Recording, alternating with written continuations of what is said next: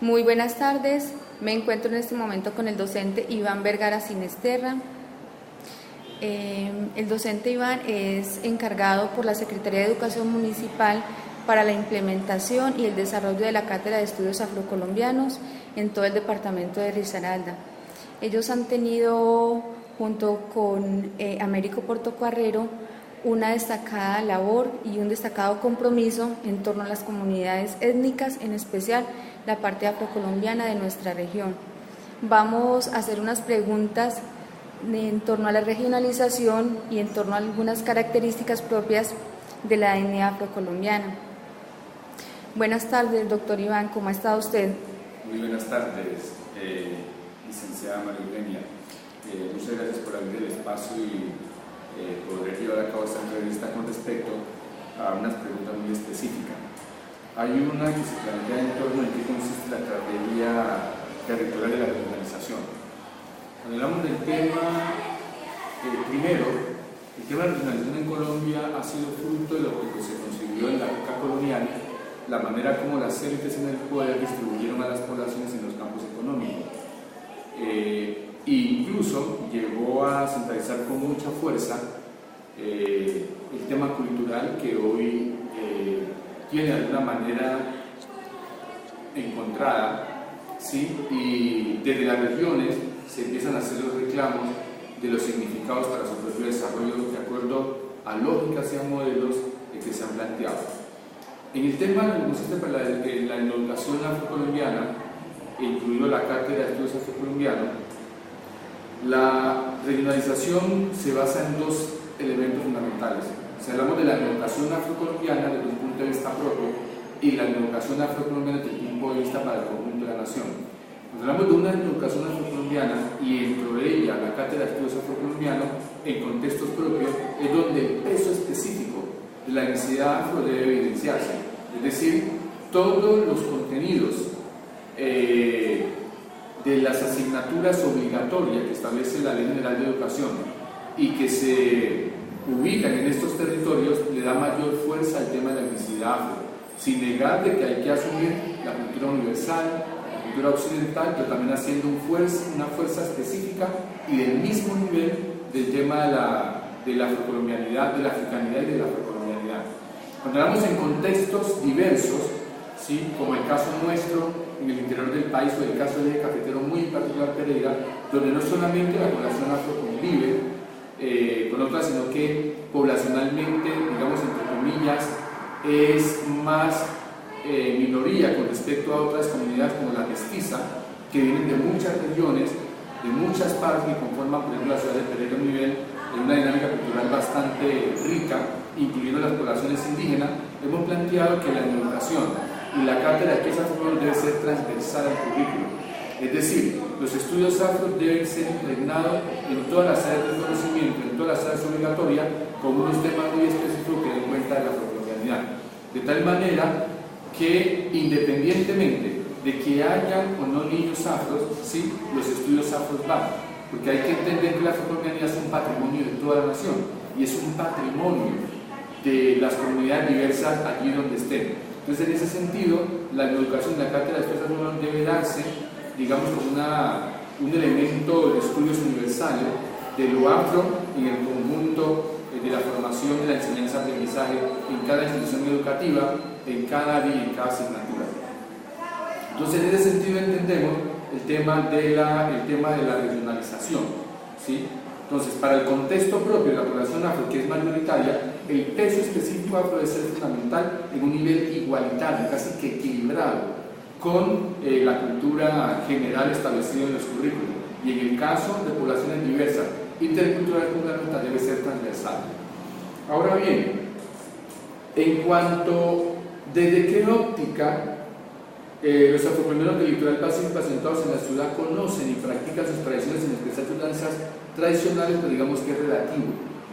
Como se puede observar, no toda la población afro, muchas de ellas es del litoral pacífico. Explico, hay una generación, digamos de hace 20 años, de hace 15 años, vino de la región del Pacífico, sobre todo el departamento del Chocó, y una población un poco más pequeña del Pacífico Central y del Pacífico Sur.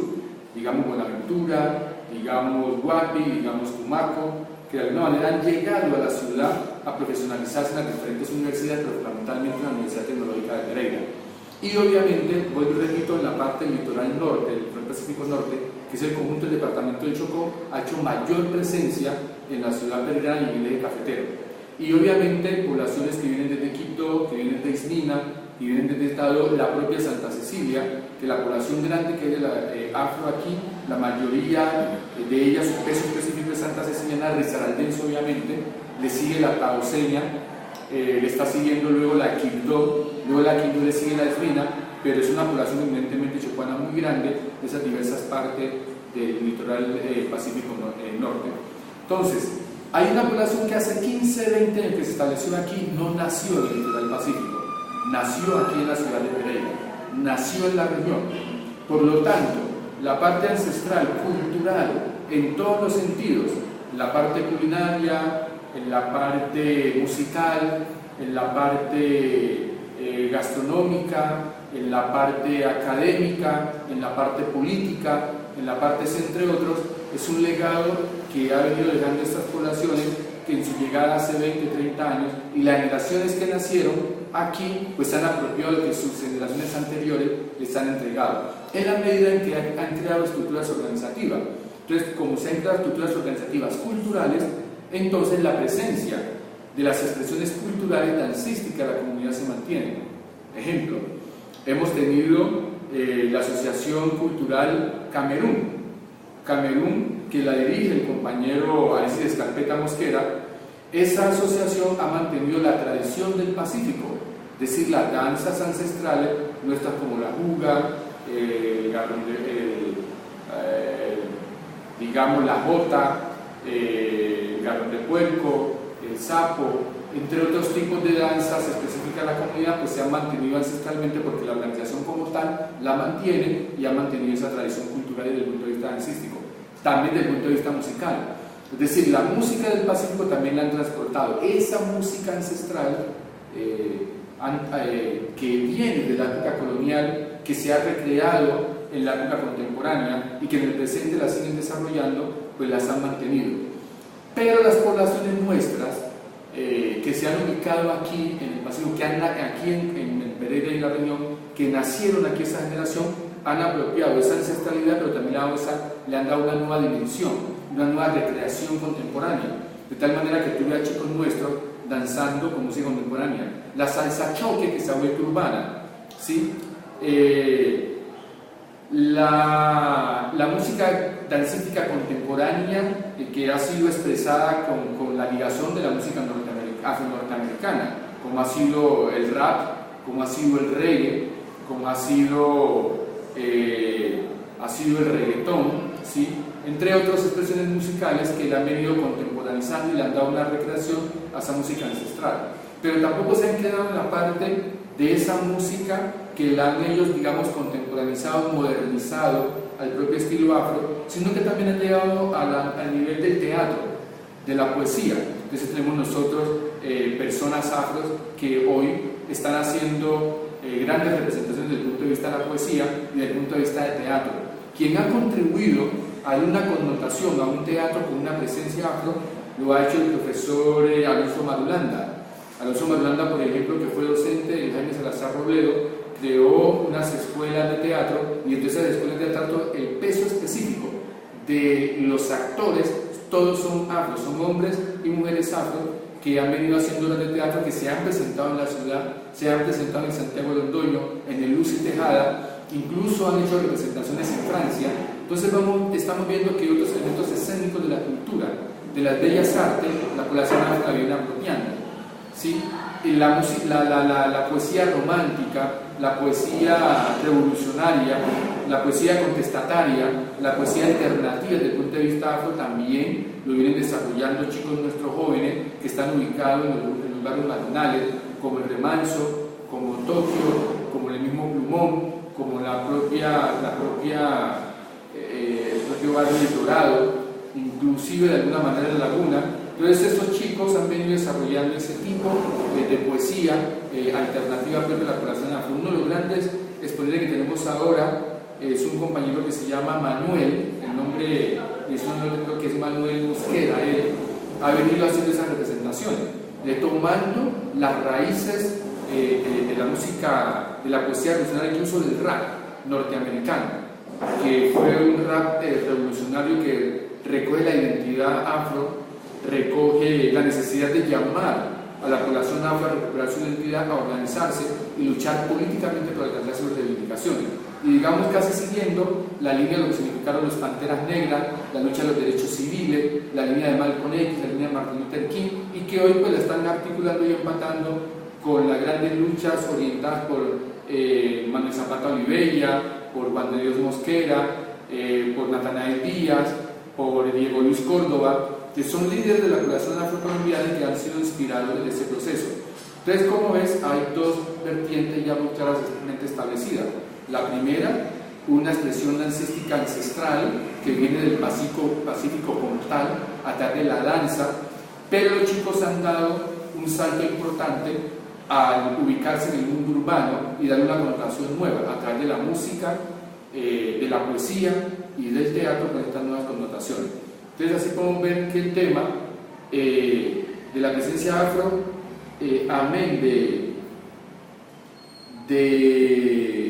de tener esa presencia del Pacífico, tiene nuevas connotaciones. Obviamente, toda la producción artística que se ha desarrollado en danza, poesía, música, entre otros, tiene una raíz ancestral. Desde ese punto de vista, no podemos concebir el vallenato sin la música y la danza desde la época que tiene su ancestralidad africana y que fue confrontada en el mundo colonial. Ese es el basamento para la creatividad de lo demás. La salsa no se puede concebir sin precisamente esa ancestralidad cultural de la danza y la música de esos tiempos. El rap, el reggae, la salsa, incluso en estos momentos la música salsa choque o la música urbana de Chocking Town tiene esas raíces ancestrales y que no hay que negarla, provienen del litoral pacífico en su mayor fuerza, ¿sí? El caso de Yo Arroyo, la champeta o lo que significa la bachata, que tiene un profundo origen caribeño, también viene esa ancestralidad musical, dancística del mundo colonial, de resistencia frente al mundo esclavista, y que también el Pacífico tiene esas dos connotaciones. Entonces el Pacífico ha generado esas fuerzas que nuestros muchachos tienen que entender cuál es el cordón umbilical, cuáles son las raíces de la representación actual de la música y la danza que ellos representan en la parte urbana y en el momento contemporáneo. En lo que respecta a la tercera pregunta, que plantea qué tanto se han trabajado elementos de la cultura del litoral pacífico como su danza entre la cátedra de estudios afrocolombianos, pues lo hemos montado de la siguiente manera, que tenemos claro que queremos no ver los estudios afrocolombianos desde el punto de vista de lo folclorizado. Hemos planteado que los estudios afrocolombianos tienen que mirarse como un campo intelectual, como un campo académico, como un campo político, como un campo que muestre que lo afro tiene de política, tiene de economía, tiene tanto de ciencia, tiene tanto de tecnología, tiene tanto de lo que ha confrontado al mundo occidental como tanto ha aportado al mundo y como tanto tiene para ello. Desde ese enfoque queremos presentar la afrocolombianidad, los estudios afrocolombianos, más que la parte folclórica. Mas, sin embargo, ha sido tanto la folclorización que se ha hecho de lo africano, de lo afrocolombiano, de lo afrodescendiente, que siempre se concentra en esa parte de lo que la comunidad ha producido. Entonces vemos que los 21 de mayo, que es el Día Nacional de la Afrocolombianidad, entonces sacan la danza, sacan la gastronomía, se centran en esos elementos, que como que si eso fuera lo que únicamente la población afro haya aportado. Entonces, en ese sentido, no le queremos dar, sí, es muy importante, pero no darle toda esa fuerza, centrarla allí. En la parte folclórica, lo que decíamos del Zapata Olivella, hay que plantear que el folclore tiene una explicación ahí ancestral, tiene una explicación política la danza, la expresión corporal, tiene una expresión de todo ámbito, pero desafortunadamente el mundo occidental nos ha convertido que hemos nacido para divertir, para hacer reír, para hacer bailar, entonces nos han concentrado que eso somos la gente negra, ¿sí? Entonces por esa razón, si bien le damos importancia a la parte folclórica, no queremos convertirla como elemento central, como el elemento más fuerte, como el elemento, digamos que el referente más fuerte del tema de los estudios afrocolombianos. No, es un elemento pequeñito de todo ese conjunto de lo que consisten los estudios afrocolombianos. Entonces, por esa razón, el tema de la parte de la cultura afro, la parte de la tradición dancística, no le damos esa fuerza. Sí la importancia, pero no esa fuerza específica. ¿Y qué tanto se han trabajado? Ya creo que esa pregunta, ¿sí? Un mensaje para todos los docentes, de que los y las docentes deben entender que el tema de la afrocolombianidad, los estudios afrocolombianos, o volviendo en todo lo que eso cobija, la implementación de la educación afrocolombiana, es de entender que debe proporcionarse a los chicos y chicas, independientemente si son afros, indígenas o mestizos, que la afrocolombianidad debe enseñarse. Decirle a los compañeros docentes de que deben abrirse a investigar eso de qué es la afrocolombianidad, de llenarse de conocimientos alrededor de estos elementos, de que lo pedagogicen y lo didacticen para la enseñanza-aprendizaje de nuestros chicos, de que entiendan que la afrocolombianidad, así como la mesticidad y la indigenidad, es un componente vital en la construcción de esta nueva nación, y que esos valores que hasta hoy han sido subalternizados, han sido minimizados, han sido invisibilizados, deben ir en la construcción de esta nueva nación, de empezar a mirar que nuestros referentes no están en Europa, no están en España, nuestros referentes están en el corazón mismo del significado de la diversidad que internamente tenemos nosotros y que también externamente el mundo lo es, ¿sí? Entonces, despojarnos de ese currículo tradicional, ancestral, que no se deja romper en la medida en que la Constitución ha planteado que Colombia es una nación multiétnica, pluricultural, diversa e intercultural, de que los docentes se abran a una nueva pedagogía, y esa nueva pedagogía tiene que permitir la inclusión de todos los sectores diversos, entre ellos la afrocolombianidad. Antes de darte las gracias por los aportes hechos, yo quiero resaltar de las palabras que hemos escuchado a través de ti dos cosas. El primero, cómo la parte de la regionalización no es un elemento estático y cómo nuestros chicos de origen afro, ¿sí?, no son los mismos cuando vienen directamente de la región del litoral pacífico, como en este momento estamos estudiando, sino que también empiezan a adquirir características y propiedades culturales, por así decirlo, propias de la región donde han nacido, ¿sí?, que pues sabemos que Pereira no es propiamente un asentamiento de personas de origen afro, sino que poco a poco ha ido poblándose con personas provenientes de esta etnia. Lo segundo, que me parece un elemento muy importante que tú destacas, es la parte de cómo la etnoeducación, ¿sí?, y el tema de la etnicidad y el tema de la afrocolombianidad y del etnocurrículum están muy enmarcados dentro de la parte política. Así se deben entender, se deben desarrollar y deben despojarse del vestuario que muchas veces se les da, o nosotros mismos como docentes les damos, de verlo desde la parte básicamente folclórica y darle una mirada más global. Me parece pues bastante importante esa acotación que tú haces en torno a mirar cómo rescatamos los aportes de lo afro en lo cultural, no solamente en la parte folclórica, sino también, como tú bien lo decías, en la parte económica, en la parte cultural, en la parte de deportes, en la misma política. Realmente estamos agradecidos del aporte que nos has hecho en este momento, de la claridad que has dado a términos que de pronto para la gente cuando no se estudia, los mismos docentes encargados de la parte de la cátedra, los docentes en general, de pronto no son términos muy claros o incluso algunos ni siquiera los habían pensado. Queremos agradecerte mucho este espacio. Vuelvo y te digo la claridad que has hecho en cuanto a aspectos de la cátedra afrocolombiana, de la regionalización, y también muchísimas gracias por el mensaje que nos envías a todos los docentes del país. Muchas gracias y gracias por la posibilidad de poder expresar a través de estos mecanismos y medios lo que venimos pensando y venimos desarrollando en la Fundación de la Educación Afrocolombiana en todo el país y en esta región en particular.